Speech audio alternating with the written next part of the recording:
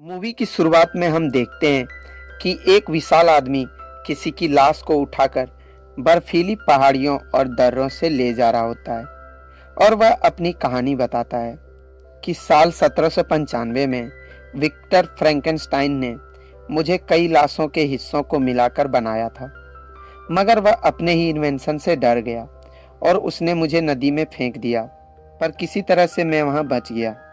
फिर मैं विक्टर के घर गया और उसकी नई दुल्हन एलिजाबेथ को मार डाला। इसलिए उसने मुझसे बदला लेने के लिए मेरा पीछा उत्तर के आखिरी छोर तक किया, पर वहां की ठंड को वह बर्दाश्त ना कर सका और मारा गया। और आज मैं उसे इस कब्रिस्तान में दफनाने जा रहा हूँ जहां उसका परिवार दफन था।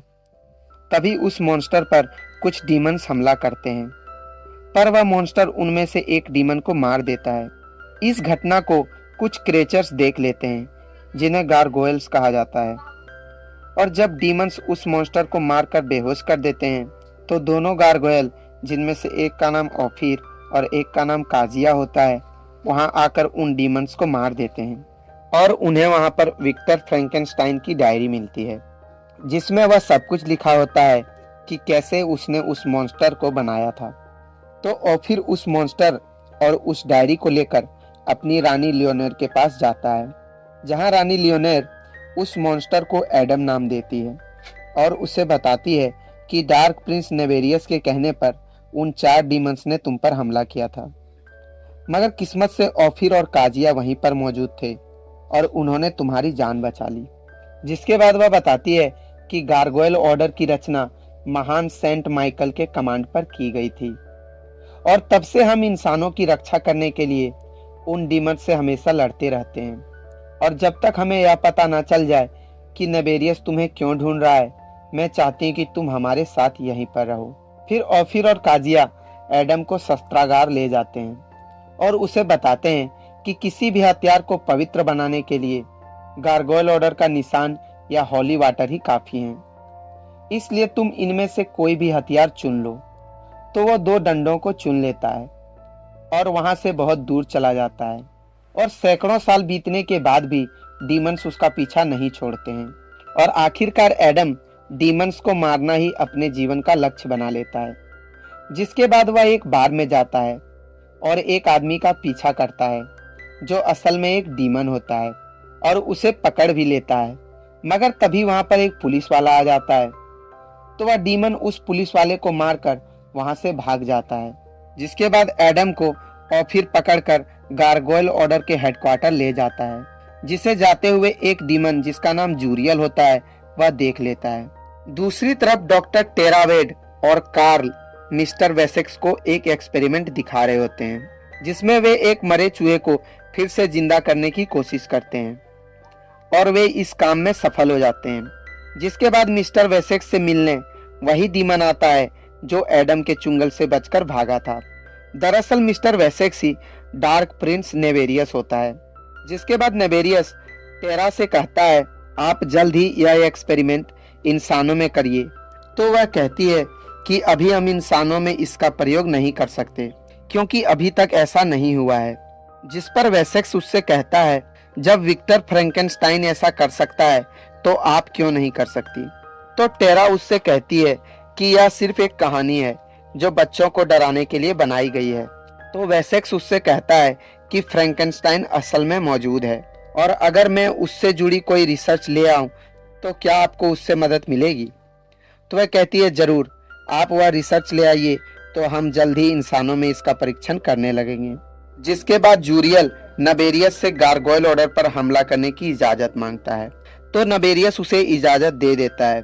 फिर बहुत सारे डीमंस गारगोयल ऑर्डर पर हमला करना शुरू कर देते हैं। तो गारगोयल्स और डीमंस के बीच एक बहुत बड़ा युद्ध होता है जिसमें ऑफिर और काजिया दोनों मारे जाते हैं, और एक डीमन रानी लियोनोर को अगवा करके ले जाता है। तो थियोडेन फ्रैंकेनस्टाइन की डायरी देकर रानी लियोनोर को बचा लेता है। जिसके बाद एडम जूरियल का पीछा करते हुए डीमंस के हेडक्वार्टर चला जाता है, जहां वह बहुत सारे लाशों को तारों से कनेक्ट हुए देखता है, जिसे नबेरियस ने डीमंस की आत्माओं को नर्क से वापस बुलाने के लिए रखा हुआ था। फिर वेसेक्स फ्रैंकेनस्टाइन की डायरी लेकर टेरा के पास जाता है, जिसे पढ़कर टेरा को पता चलता है कि इंसानों को वापस जिंदा करने के लिए हमें 1500 जूल की बिजली उसके शरीर से दौड़ानी होगी। पर तभी वहां पर एडम आ जाता है और उस डायरी को लेकर वहां से भाग जाता है, जिसके बाद वह टेरा से मिलता है ताकि वह उस जर्नल को पढ़ सके। पर तभी वहां पर डीमंस आ जाते हैं और एडम जूरियल से लड़ते हुए जख्मी हो जाता है, मगर एडम जूरियल को मार देता है। जिसके बाद टेरा उसका इलाज करती है और उस जर्नल को पूरा पढ़ लेती है। फिर टेरा अपने साथी कार्ल से मिलने सेंटियल स्टेशन जाती है और डीमंस द्वारा पकड़ी जाती है। दूसरी तरफ एडम गारगोयल ऑर्डर के पास जाता है और रानी लियोनोर से कहता है कि नबेरियस नर्क से डीमंस की आत्माओं को बुलाने वाला है, इसलिए हमें उसे रोकना पड़ेगा। तो रानी लियोनोर इसका कोई जवाब नहीं देती है, मगर गिडियन एडम से बहुत जलता है और जब एडम एक पुराने वेयरहाउस में जाता है तो गिडियन उस पर हमला करता है, मगर एडम के हाथों खुद ही मारा जाता है। दूसरी तरफ वेसेक्स कार्ल को मार डालता है और टेरा से कहता है कि अब तुम इसे जिंदा करो। तो टेरा फ्रैंकेनस्टाइन की जर्नल के इंफॉर्मेशन के मुताबिक 1500 जूल बिजली उसके शरीर में दौड़ाती है, जिसे देखकर एक शैतान 1500 जूल बिजली उन सभी लाशों में दौड़ाता है जिसे एडम ने पहले देखा था। फिर एडम वेयरहाउस चला जाता है और गारगोयल से मिलकर डीमंस को मारने लगता है। फिर वह नबेरियस के पास पहुंच जाता है और उससे लड़ने लगता है, मगर नबेरियस उसके सिर में शैतानी निशान बना देता है ताकि उसके शरीर में भी डीमंस की आत्मा आ सके। जिसके बाद नबेरियस नर्क से डीमंस की आत्माएं बुलाने लगता है, पर रानी लियोनोर और उसके साथी उन लाशों को मारने लगते हैं। दूसरी तरफ एक शैतानी रूह एडम के शरीर में घुस जाती है, मगर उसे पोजेस नहीं कर पाती है। तो वह नबेरियस के शरीर में चाकू से गारगोयल ऑर्डर का निशान बना देता है, जिससे नबेरियस मारा जाता है और वह पूरी जगह टूटकर नीचे गिरने लगती है। मगर रानी लियोनोर एडम और टेरा को बचाकर वहां से निकल जाती है। फिर एडम एक छत पर खड़ा होकर कहता है कि मैं हमेशा उन शैतानों से लड़ता रहूंगा, मैं हूं फ्रैंकेनस्टाइन। और यह मूवी यहीं पर खत्म हो जाती है। अगर वीडियो पसंद आई हो तो लाइक